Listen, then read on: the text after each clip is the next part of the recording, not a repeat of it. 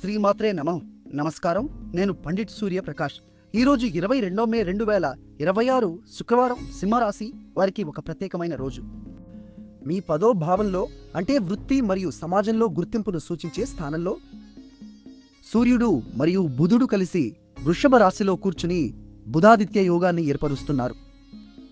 ఈ యోగం అంటే మేధాశక్తి, వాక్ నైపుణ్యం, నాయకత్వ గుణాలు ఒక్కసారిగా బలపడతాయి.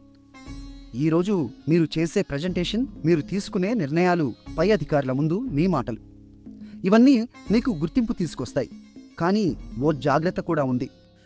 ఈరోజు చంద్రుడు ఆశ్లేష నక్షత్రంలో ఉన్నాడు. ఇది 12వ భావంలో ఉంది. అంటే ఖర్చులు మరియు మానసిక ఒత్తిడిని సూచించే స్థానంలో ఉంది.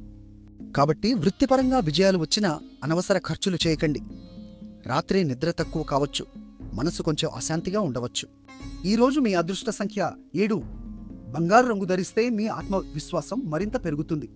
నిన్న మా అంచనా మీకు సరిగ్గా ఉందా? కామెంట్లో తప్పకుండా చెప్పండి. ఈ వీడియో నచ్చితే లైక్ చేయండి, మీ వారికి షేర్ చేయండి.